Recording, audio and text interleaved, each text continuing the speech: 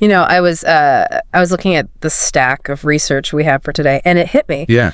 Usually when we talk about changing your life or, self-improvement or whatever buzzword is trending right now, we're almost always talking about external stuff. Right. Like, learn a new skill. Yeah. Buy a better planner. Network with the right people. Exactly. Get a new degree. It's outside architecture. It's all scaffolding. Oh. I mean, it's necessary, sure, but it's not the building itself. Right. But today we are going into the basement. We're looking at the foundation. We are. And we're talking about an idea that is so simple, it almost sounds ridiculous until you actually look at the data and the anecdotes we've pulled. The idea being that the most powerful tool you have isn't in your hands. No, and it isn't in your bank account either. Right. It's the conversation running in the back of your head right now while you, the listener, are listening to this. A conversation that literally never sleeps. And frankly, for most people, it's a conversation they aren't even aware they're having. Exactly. So, welcome to the deep dive. I'm your host. And sitting across from me is our resident expert in all things psychological and historical. Glad to be here.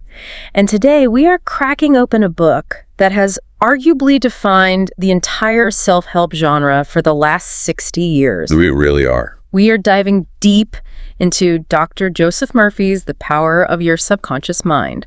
Now, this book is an absolute beast in the publishing world. Oh, absolutely. It's been sold by the millions, referenced by CEOs, pro athletes. I mean, I think I even saw it referenced in a hip-hop track once. It's everywhere. It wouldn't surprise me at all. It is a seminal text. It really bridges that gap between the new thought movement of the early 20th century, which was, very mystical, and modern psychology, which is very clinical. Right. Murphy published this back in 1963, and yet the mechanics he describes, they are timeless. They apply just as much to the digital age as they did to the Mad Men era. And the thing Murphy opens with that just grabs you right by the collar is this concept of the treasure house. The treasure house within. Which, I'll be honest, sounds a little bit like a fairy tale. It does. It gives off a very Aladdin's lamp kind of vibes. It sounds poetic, almost dangerously so, because people might write it off. But Murphy isn't trying to be a poet here. He's trying to be a mechanic. Right. He's positing that every single human being, regardless of their IQ, their bank account, or their background, is walking around with a literal gold mine inside them. A literal gold mine. Yes. And he doesn't mean potential in some abstract, you can do it, kid kind of way. He means there is a tangible mechanism inside you that can extract real assets. Health, wealth, happiness. Exactly. If you just know how to turn the valve. And he sets the stage with these questions that are frankly, they're uncomfortable. Very. They are the questions we all ask at 2 a.m. when we can't sleep. He asks, why is one man happy and another sad? Why is one successful and another a failure? Why does one man live in a mansion and another in a slum? Those are the fundamental questions of inequality. And they are the questions that usually make us incredibly bitter. Exactly. And the kicker for me was the health one. Like, why is one person healed of a so-called incurable disease and another person with the exact same diagnosis isn't? Right. Why does the medicine work for person A but not person B? And usually when we try to answer those questions, where do we look? We look at the lottery of life. Yeah, we externalize it entirely. And say, well, it's genetics, or it's the economy. It's luck, it's fate, he just got a bad break. She's born with a silver spoon. Yeah. Exactly. We make ourselves the victims of circumstance. Right. But Murphy's mission in this book, and our mission in this deep dive, is to completely dismantle that excuse. He argues that these disparities are not random at all. They aren't a roll of the dice. No, they are the result of a very specific relationship. The relationship between your conscious mind and your subconscious mind. Okay, so let's get right into the machinery. Because Murphy throws around the word miracles a lot. He does. And I have to say, my skeptic radar pings every time I see that word. It feels like we're veering into magic or, televangelism. It's a completely valid skepticism. I felt the exact same way when I first encountered the text. But if you read closely, Murphy actually redefines the word miracle. How so? He's not talking about supernatural intervention where a lightning bolt comes down from the sky and fixes your problems against the laws of physics. Okay. He's talking about the operation of mental laws. Think about it this way. To a person who doesn't understand electricity, a light bulb is a miracle. Right. To a caveman, an iPhone is pure magic. Exactly. To us, it's just circuitry. Precisely. Murphy is arguing that what looks like a miracle, like a sudden remission of an illness, a stroke of financial genius, a serendipitous meeting, is actually just the machinery of the mind working exactly as it was designed to. We just don't normally see the gears turning. Right, because they are under the surface. Yeah. It's psychological mechanics, not magic. So let's lift the hood then. Before we can drive the car, we have to know what the parts are. And Murphy makes a very clear distinction right off the bat. He says, you do not have two minds. You're not schizophrenic. You have one mind, but it possesses two distinct spheres of activity. This is the absolute bedrock of his theory. If you don't get this definition, the rest of the philosophy falls apart entirely. You have to distinguish between the conscious and the subconscious. Or, as he sometimes calls them, the objective and the subjective minds. Correct. Let's break this down because the terminology really matters here. Okay, start with the conscious mind. That's the one I'm using right now to talk to you. Yeah. Right?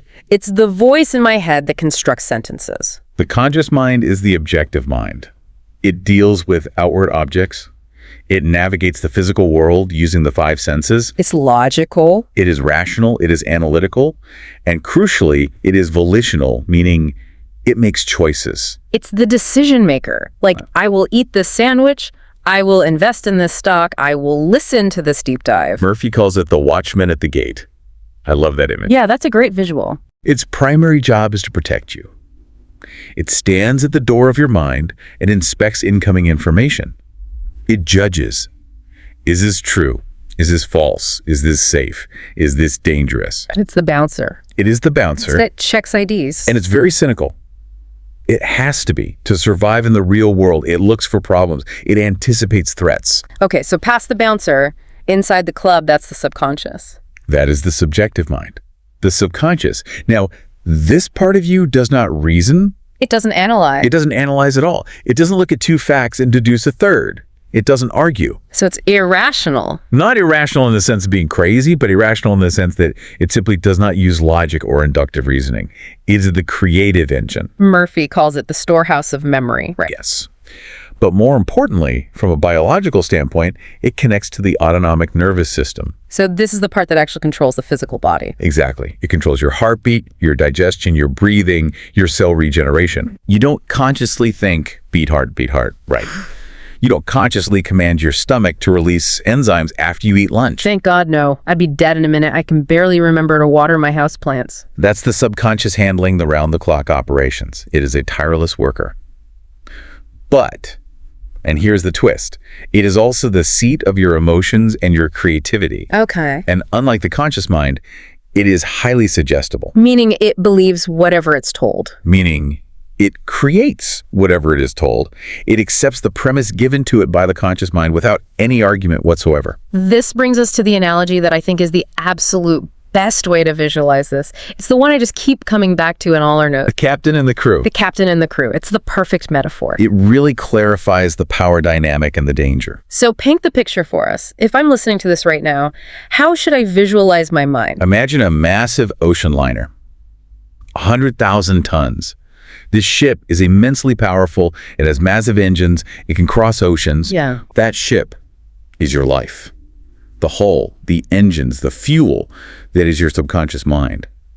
It has the power to move mountains, or at least move across the Atlantic. So it's the brute force. Now, up on the bridge, high above the water, you have one person, the captain. That is your conscious mind. Exactly.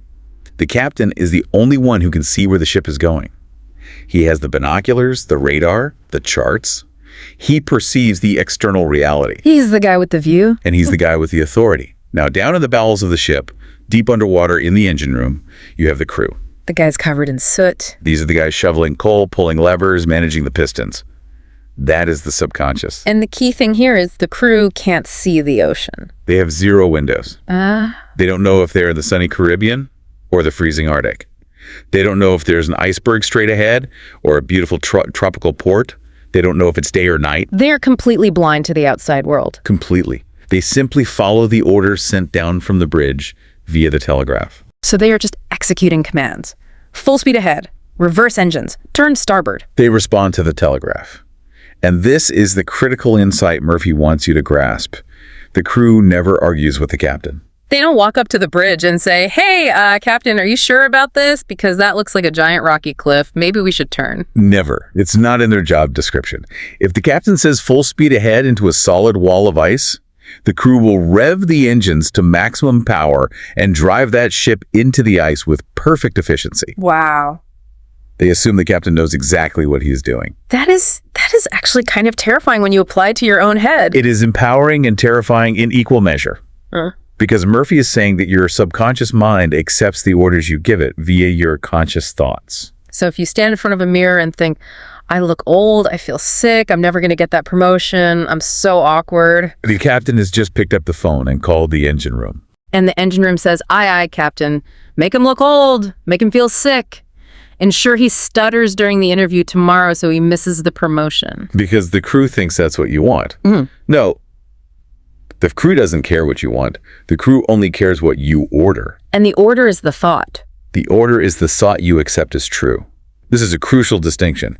The subconscious is non-selective. It's like electricity. Expand on that electricity analogy because Murphy uses that a lot too. Well, think about it. Is electricity good or bad? Neither.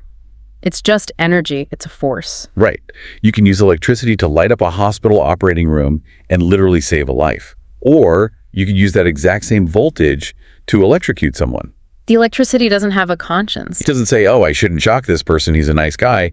It just flows according to the laws of physics and the path of conduction. It follows the path of least resistance. Exactly. Your subconscious is exactly the same. It flows according to the orders, the beliefs you hold.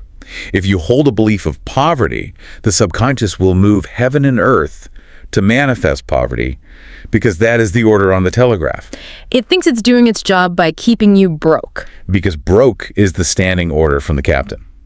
So when we say, I can't afford that, we think we're just stating an objective fact. I check my bank account, the money isn't there, therefore I can't afford it.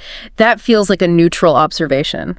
But you're saying Murphy treats that as a command. It might start as an observation, but the moment you accept it with feeling, the moment you say, I'll never be able to afford that, or money is always tight for me, it becomes a decree. A decree. You are essentially signing a binding contract with your internal crew to keep you in that exact state. You are hardening the reality. Man, it really makes you want to watch what you say to yourself. It makes you realize just how much negative programming we do completely on autopilot. It requires what Murphy calls eternal vigilance, because the captain can't fall asleep at the wheel. If the captain gets drunk or distracted and he starts muttering nonsense, the crew is still listening. They never clock out. They don't take a break.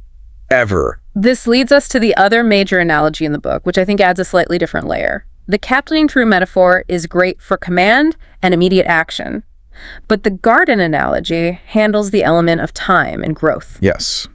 Murphy invites us to view the mind as a literal garden. You, the conscious thinker, are the gardener, and all day long you are planting seeds. And the seeds are thoughts. Specifically, habitual thoughts. A fleeting thought might not take root like a seed that lands on a concrete sidewalk. If you think I'm a failure just once and then immediately dismiss it, nothing happens. Right. But the thoughts you return to, the loops you play in your head while you're driving to work, while you're taking a shower, those are seeds being pressed deep into the fertile soil. And the law of the harvest is absolute. As you sow, so shall you reap. You cannot plant thistle seeds and expect to harvest sweet corn. It is biologically impossible. You cannot plant doubt and harvest confidence. You can't plant I'm a failure thoughts and harvest a successful life. It cannot happen. And yet, Murphy argues, millions of people are mentally planting thistles. Thoughts of fear, lack, anger, jealousy every single day. They nurture these thoughts. They water them with strong emotion. And then they look at their lives, their broken relationships, their empty bank accounts, their anxiety, and they're genuinely shocked. They say, where did all these weeds come from?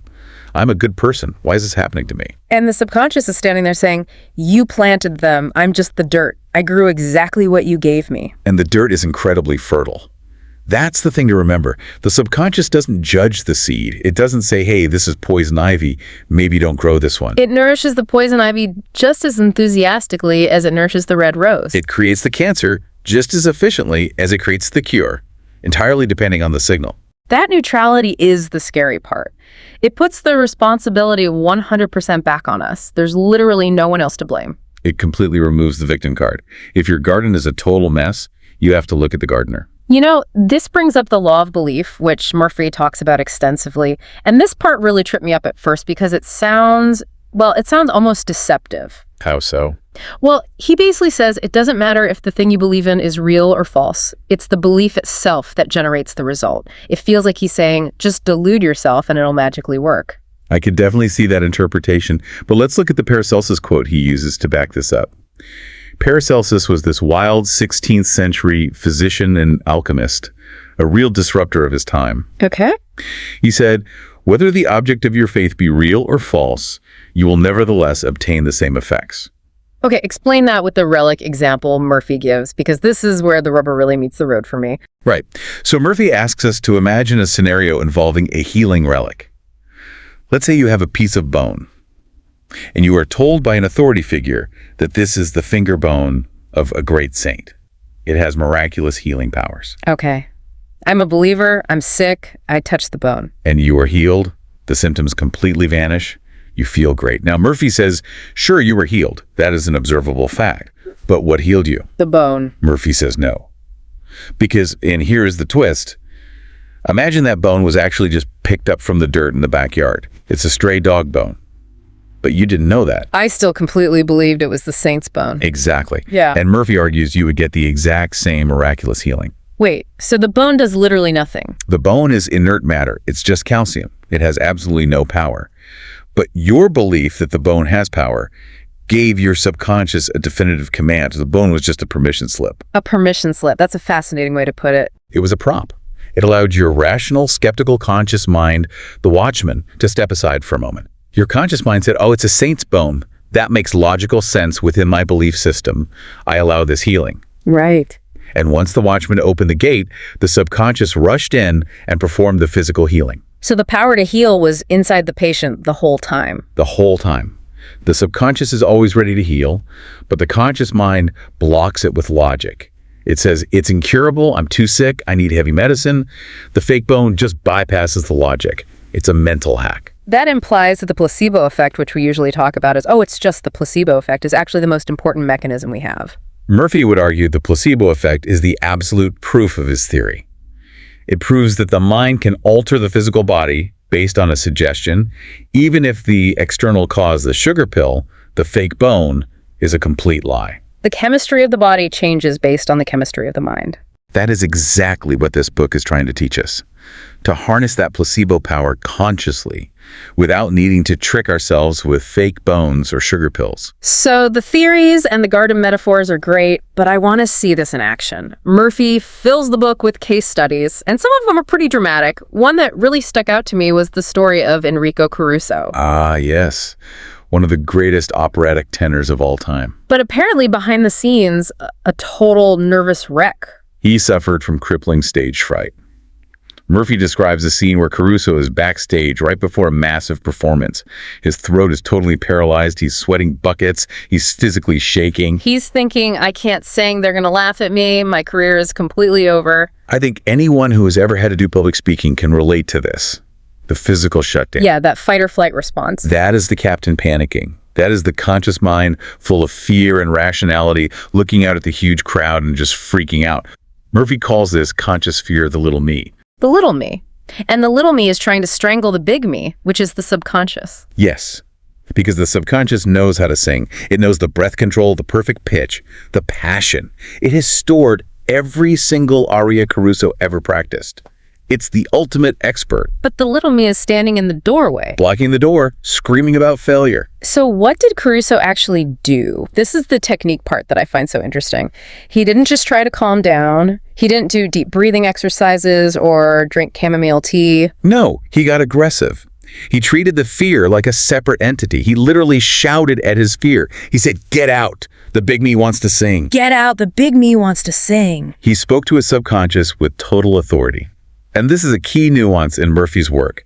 You cannot approach your subconscious with a whimper. You're the captain of the ship. You have to give a firm command. Right.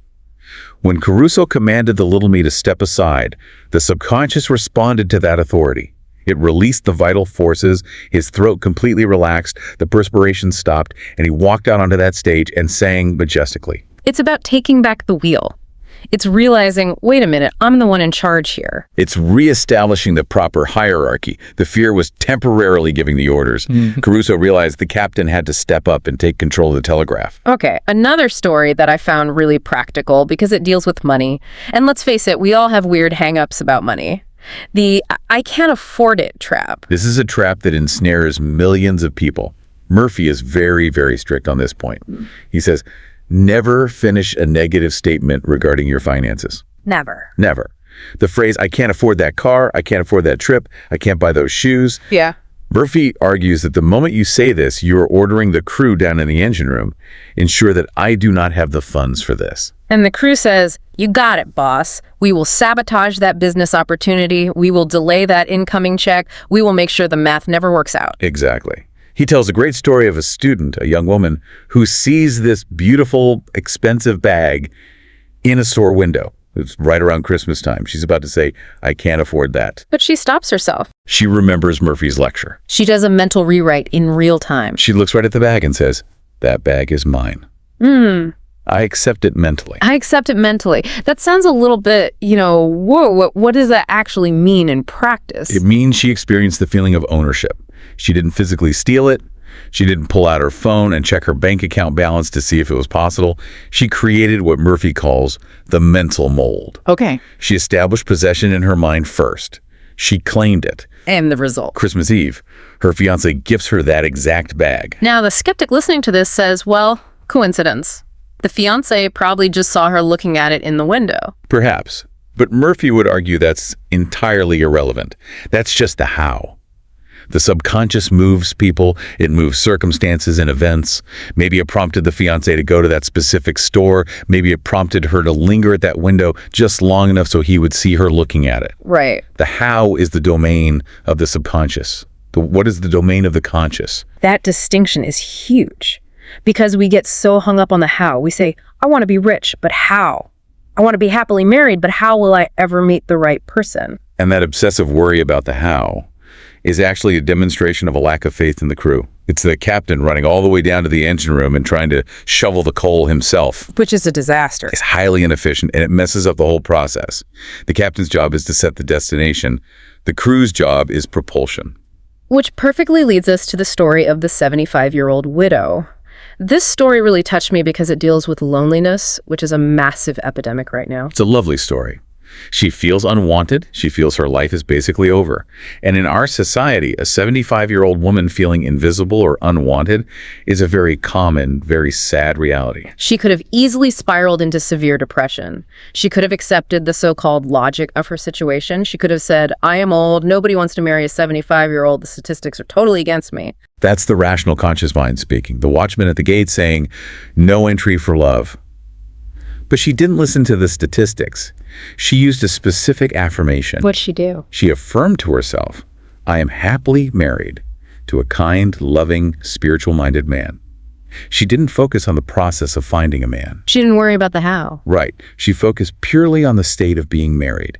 She saturated her mind with the feeling of companionship. And within 2 weeks. She meets a retired pharmacist at a local corner drugstore. 2 weeks after that, they're married. In a drugstore, not on a dating app, not at a senior singles mixer. Murphy calls this divine order. The subconscious connected them. She didn't have to go frantic. She didn't have to force it. She set the destination on the bridge, and the ship smoothly navigated to the port.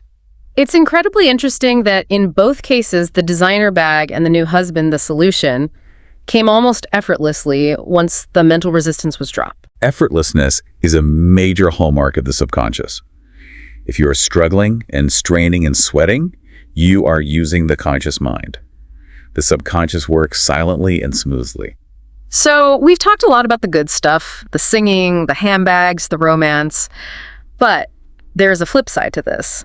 And this is where the deep dive gets a little darker. Yes, it does. Because if this power is truly neutral, like electricity, it can burn your house down just as easily as it can toast your bread. We absolutely have to talk about the power of negative suggestion. Because while we are the primary gardeners of our own minds, we are definitely not the only ones throwing seeds over the fence. Right. Murphy distinguishes between autosuggestion, which is what you tell yourself, and heterosuggestion, which is what other people tell you. And heterosuggestion is everywhere. You'll catch a cold if you go out in that rain. The economy is tanking. You're going to lose your job. You're not naturally good at math. Or you look tired. That's a killer. Someone tells you look tired and suddenly you feel totally exhausted. The watchman at the gate, your conscious mind, is supposed to inspect these packages before they come in. But often, we're just asleep at the wheel. We just let them right in. And once they are in, the subconscious treats them as direct orders. And Murphy tells a story that is honestly tragic. The story of the crystal gazer. This one really stuck with me because it shows the extreme lethality of belief. It's like something out of a horror movie. It's a very sobering account. It involves a relative of the author who lived in India. He went to a fortune teller, a crystal gazer, who told him he had a bad heart, which he didn't, by the way, and predicted he would die at the very next new moon. Now, this man was completely healthy. He was robust, but he bought it. He accepted the suggestion completely. He didn't just casually worry about it. He prepared for it. He told his family. He wrote his will. He lived in absolute terror. The suggestion became his reality. And when the new moon finally came, He died. man, just like that. Now, Murphy is very, very clear here. The crystal gazer had no actual power. Her words were just vibrations in the air. She was a total fraud. She could have told him he was going to sprout wings and fly and nothing would have happened. But the man turned her words into a lethal weapon. He committed mental suicide. Exactly. The power wasn't in the prediction itself. It was entirely in his belief in the prediction. His subconscious accepted the order, shut down at the new moon. And because the subconscious controls the heart, the circulation, all the vital functions, it executed the order perfectly. It stopped his heart. It's like the voodoo death phenomenon that anthropologists talk about. If you truly deeply believe you are cursed, your body just shuts down. It is exactly that. It's psychogenic death. Murphy uses a great visual here. If he had known how his mind actually worked, he could have easily rejected that suggestion. It would have been like 10 arrows striking a heavily armored battleship. They would have just bounced right off. But because he didn't have his shields up, because the watchman let the package in, the 10 arrows sank the ship. It emphasizes the massive responsibility we have. You have to be the guardian of your inner world. You cannot let random people program your engine room. You really can't. Murphy gives a much lighter example of this to prove the point, the passenger on the ship. Right. This is the classic seasick experiment. You go up to a timid-looking passenger who already looks a bit nervous about being on the water. You say, "Oh my goodness, you look terrible. You've gone so pale. I think you're going to be incredibly sick." And because he's already fearful, he connects instantly with that suggestion. He turns green and runs straight to the rail. And here is the control group for the experiment. You go up to a seasoned sailor, a rough, tough guy who practically lives on the water. You say, "Hey, you look ill. You're going to be seasick." And he probably punches you. Or he just laughs in your face. "Me. Seasick. Don't be ridiculous." Why? Yeah. Because he has a deep-seated belief in his own immunity. The suggestion finds absolutely no hook to hang on. So a suggestion has zero power unless you accept it mentally. It's like a vampire. It can't come into your house unless you explicitly invite it. That is the perfect analogy. Yeah. You have to sign for the package. If you refuse delivery at the door, the suggestion returns to the sender completely harmless. So let's pivot to what is arguably the most controversial, but also the most fascinating part of the book. Healing. Mind over body. We touched on it a bit with the fake bone, but Murphy goes super deep into the actual physiology of this. His logic is biologically sound, even if his conclusions reach into the metaphysical realm. He states a simple fact. The subconscious mind built the body. It started with a single fertilized cell. It created the heart, the brain, the complex nervous system. The watchmaker analogy. If the watchmaker built the watch from scratch, he certainly knows how to fix it when it breaks. Correct. The subconscious controls all vital functions 24/7. It beats your heart, it digests your food, it regulates your breathing. So the logic follows, if it can maintain these complex functions, it can also repair them. But worry interferes. Worry is sand in the gears. When you are constantly anxious about your health, you are sending erratic, fearful signals down to the engine room. You are disrupting the natural rhythm. You are literally cramping your own style. Murphy brings up some wild historical medical anomalies to prove the power of the mind over the flesh. And these aren't just urban legends, these are recorded medical cases. Let's talk about Dr. James Esdale. This absolutely blew my mind. We're talking about the 1840s here. Right. Context is absolutely key for this one. 1840s. Before ether, before chloroform, before any kind of modern anesthesia. Surgery back then was, well, it was pure torture. People died from the shock of the intense pain, almost as much as they died from the inevitable infection. It was a total horror show. But Dr. Esdale, who was a Scottish surgeon working over in Bengal, performed over 400 major surgeries. We're talking amputations, massive tumor removals, using only mental anesthesia. Hypnosis. Mesmeric sleep, they called it. He would put them in a very deep trance. And his mortality rate dropped from the usual sky-high percentages of that brutal era to about 2 or 3%. That is insane. Imagine having your leg amputated with no drugs, just a hypnotic suggestion from the doctor, and surviving. And not only did the patients report feeling no pain, but Eszai actively suggested, while they were under daughter, that no infection would develop. And the patients responded. This was years before the germ theory of disease was even accepted. So the mind was actually boosting the immune system, or somehow closing off pathways for infection. It highly suggests that the subconscious can control inflammation, blood flow, and the body's pain response.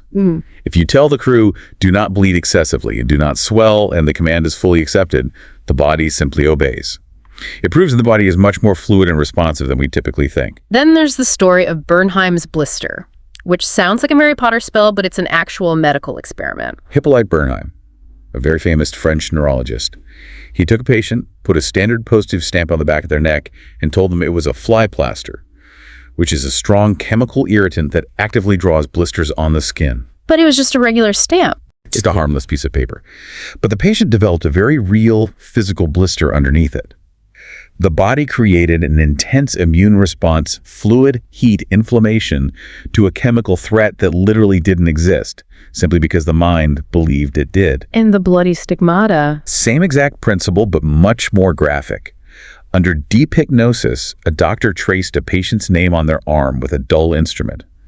Nothing sharp, nothing that would even scratch the skin. He said, at exactly 4:00 p.m. today, your name will appear here in blood. And at 4 p.m. The letter stood out in red relief, and actual droplets of blood appeared on the skin. That's actually kind of gross, but it undeniably proves the point. The mind can structurally change the body. It can break tiny capillaries just by thinking about it. It proves that the rigid boundary we perceive between thought and matter in the human body is largely an illusion. They are continuous. Your thought literally becomes your flesh. Okay, the ultimate example of this in the book, the one that really stops you in your tracks, is Madame Beer at Lourdes. Now, Lourdes is famous for miracles, but this specific case had a medical twist that completely stumped the attending doctors. This is a very famous, documented case from the medical archives of Lourdes. Madame Beer was completely blind. Her optic nerves were officially atrophied. That means they were dead, withered, useless wires. Medically irreversible. You can't just regrow a dead nerve instantly. That's right. She travels to Lourdes. She prays. She has a profound moment of ecstatic, unquestioning belief, and she regains her sight. She can see perfectly. Miracle accomplished. Everyone cheers. But wait, the medical board examines her immediately after this event. They look deep into her eyes with an ophthalmoscope, and they are completely baffled because the optic nerves are still dead. Wait, what? She's seeing through dead nerves? That is exactly what the official medical record stated. She was reading the newspaper, she was recognizing people across the room, but the physical machinery of her eyes was still completely broken. It actually took about a month for the nerves to physically regrow and catch up to her restored vision. That implies the function precedes the organ. It implies the subconscious is the master architect. It restored the function of sight first.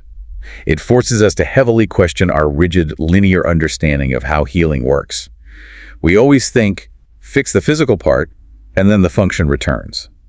Murphy suggests restore the idea of the function in the subconscious, and the physical part fixes itself to match. It really does turn the entire medical model upside down, but it also perfectly aligns with the fake bone story. The intense belief triggered the result, and the body caught up later. Exactly. The body is merely the shadow of the mind. If you change the shape of the mind, the shadow must eventually shift. So we have all this incredible evidence, we have the philosophy. The practical question for the listener and for me is, what do we do with this? How do we actually drive this ship? Murphy gives us some very specific techniques, right? He does, and they are surprisingly simple. The first is what he calls scientific prayer, or the mental movie method. I like mental movie. It makes it feel like you're the director of your own life. You are.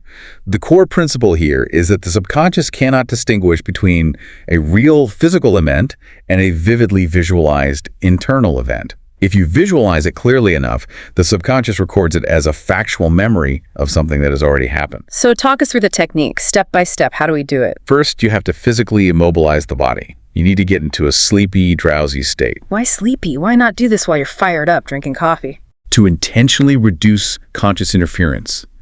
You want the critical conscious mind to be a little groggy, so he stops analyzing everything. You want that critical factor to be completely bypassed. You want direct, unfiltered access to the engine room.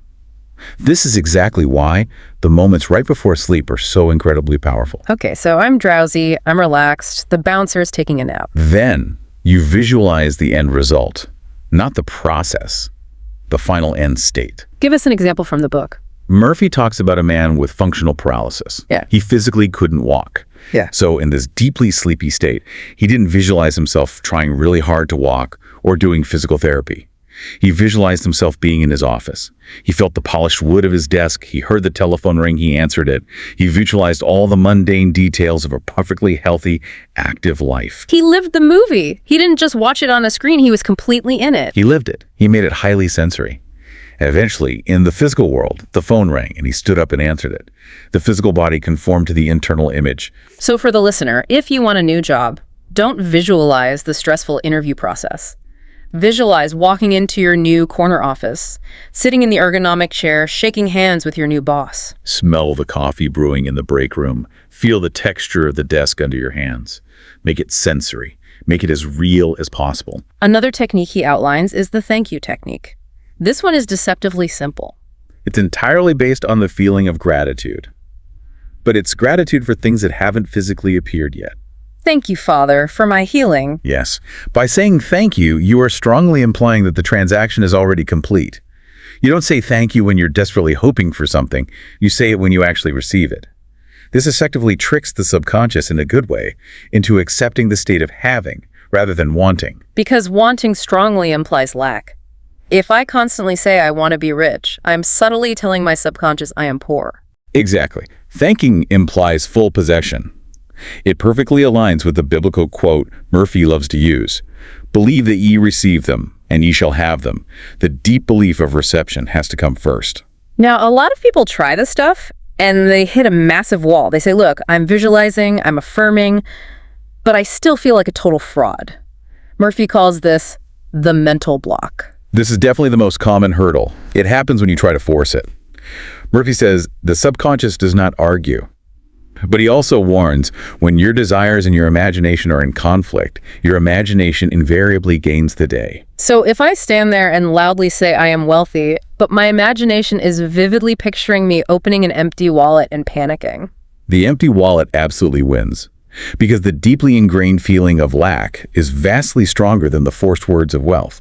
This is what he calls the law of reversed effort. The harder you try to consciously force the new belief, the more your subconscious pushes back against it. It's exactly like when you're learning to swim. If you panic and thrash around trying desperately to float, you just sink faster. Exactly. You have to relax into the water.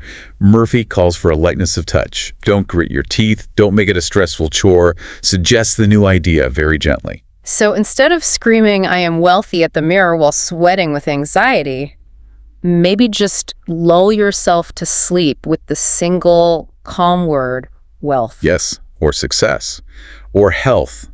Just drop the single word into the deep well of the mind like a small pebble. Let it ripple outward. Don't try to force the water. Just let it sink in naturally. That brings us perfectly to sleep programming. We touched on this just a bit, but it's really worth reiterating. The time just before you fall asleep is absolute prime real estate. It is the golden hour for the mind.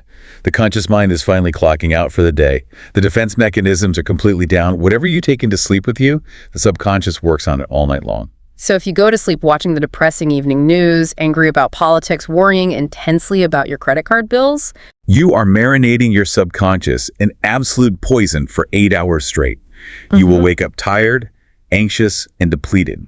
You've basically given the night shift a massive disaster to manage. But if you go to sleep forgiving everyone who wronged you, calmly visualizing your success, just saying thank you. The subconscious happily cooks that meal all night. You wake up with creative solutions. You wake up with vibrant energy. Murphy even suggests specifically turning over direct requests. Saying I want to wake up at 6 a.m. works flawlessly for most people. But also saying I need a solution to this specific business problem. Solve this while I sleep. And very often, the clear answer is right there on your toast in the morning, or it suddenly pops into your head while you're in the shower. It's truly incredible to think that we have this genius staff working the night shift for us, and most of us just hand them literal garbage to play with. Or we give them absolutely nothing to do. We leave the massive engine room sitting idle. Or worse, we let it run wild on the default settings of primal fear and basic survival. So as we start to wrap up this deep dive, let's summarize the code here. Let's look at the big picture for the listener. The big picture always comes back to the captain and the crew. You absolutely must accept your vital role as the captain. You cannot abdicate that responsibility. Because if you don't intentionally give the orders, someone else certainly will. The media, your friends, your deep-seated fears. You are standing on the bridge. You can't just leave. No, you can't. And you have to realize that there is no inherent evil force in nature. Electricity isn't evil. The wind isn't evil. Your subconscious isn't evil. It's entirely about how you consciously direct it. Change your thoughts and you change your destiny. It sounds like a cheap bumper sticker, but after going through all the mechanics today, you realize it's actually a strict physics equation. Input equals output. Thought is always the cause. Condition is always the effect.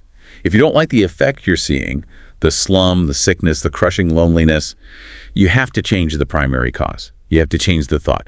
You can't fix your reflection in the mirror by aggressively scrubbing the glass. You have to change the face standing in front of it. I really want to leave our listeners with this final provocative thought that Murphy touches on right near the end of the book. It's the profound concept of the major premise. Logic. Syllogisms. This is pure philosophical gold. Right. In formal logic, if your major premise is true, the conclusion mathematically must be true. Like the classic example. All men are mortal. Socrates is a man. Therefore, Socrates is absolutely mortal. You cannot escape the logical conclusion. So Murphy asks us to consciously adopt a specific major premise for our entire lives. He suggests this one. Infinite intelligence leads and guides me. Think about that. If that is your firmly held major premise, if you truly deeply assume that the universe is rigged in your favor, that there is an intelligence actively guiding your steps, then your life physically must follow that track. It's not a hopeful wish, it's a logical necessity. It changes absolutely everything. If you assume you are alone and constantly unlucky, well, that's your premise, and your life will prove it. If you assume you are divinely guided and inherently wealthy, your life has to prove that instead. So the real question is all about your starting point. What fundamental assumption are you living from every day? So here's the challenge for you listening right now. Take a moment today. Look at the bridge of your own ship. Look at the stack of orders on the desk. What exactly are you shouting down to your engine room right now? Are you shouting we're going to hit the rocks? Or are you shouting full speed ahead to the treasure house? Because the crew is always listening. The steam is always building. The choice, Captain, is entirely yours. Thanks for diving deep with us today. See you next time.